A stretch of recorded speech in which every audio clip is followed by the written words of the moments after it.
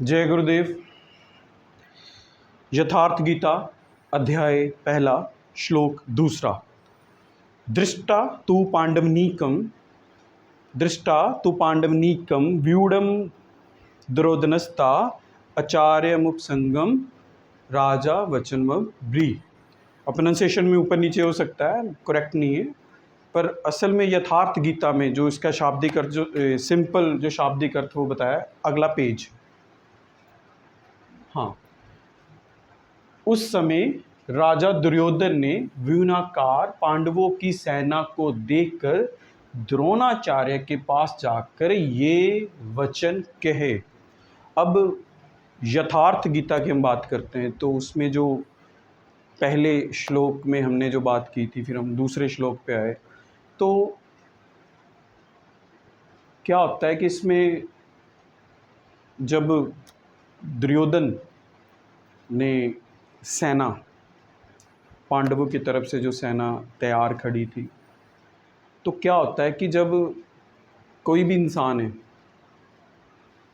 वो सत्य से प्रभावित होकर, सत्य का प्रभाव देखकर, क्योंकि परमात्मा ही सत्य है, और इसी प्रभाव को देखकर जब वो इसको पाना चाहता है, क्योंकि जब वो देखता है कि वो, या वो खुद को देखता है कि मैं उससे अलग हूँ, मैं सत्य से अलग हूँ, मैं परमात्मा से अलग हूँ, तो वो क्या करता है? वो सबसे पहले गुरु को खोजता है, जिस तरह दुर्योधन ने द्रोणाचार्य के पास किया था। द्रोणाचार्य द्वैत का आचरण, जो दो से शब्द से आया है, तो द्वैत का आचरण द्रोणाचार्य, और जब हमको जानकारी हो जाती है कि हम परमात्मा से अलग हो गए हैं, तो हमें उसकी प्राप्ति के लिए तड़प पैदा होती है। जब तड़प पैदा होगी तो हम गुरु की तलाश में निकलेंगे।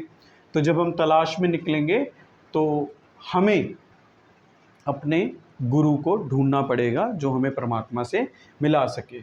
और राजा दुर्योधन आचार्य के पास जाता है। ये शब्दों पे ध्यान देना आपने कि राजा द्रोणाचार्य, मोह ही सब दुखों का राजा है, मोह ही राजा है, मोह रूपी दुर्योधन, मोह संपूर्ण व्याधियों का मूल है, राजा है दुर्योधन, अर्थात दुर अर्थात दूषित, दूषित जो धन अर्थात जो धन अर्थात वह धन।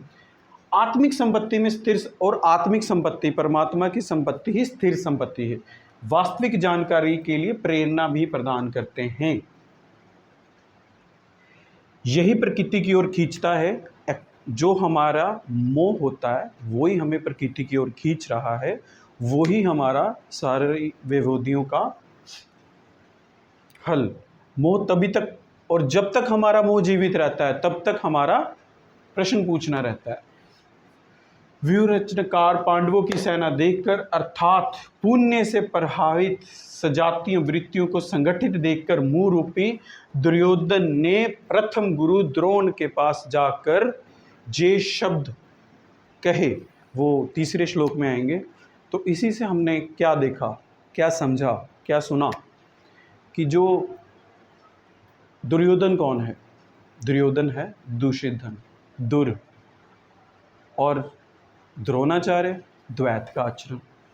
द्वैत का आचरण मीन्स जब दो होने की संभावना मिलती है। तो द्वैत का आचरण जो है, द्वैत का आचरण, वो हमारा पहला गुरु होता है द्रोणाचार्य। जिस तरह दुर्योधन जाके उसको बोलता है, क्यों बोलता है वो जाके? क्योंकि जितना वो संगठित सजाती शक्तियों का समूह देखता है तो उसमें भी इस बात का एहसास होता है कि हम भी परमात्मा से अलग हैं। तो वो गुरु के पास जाकर क्या बोलता है वो हम अगले श्लोक में करेंगे। जय गुरुदेव, धन गुरुदेव।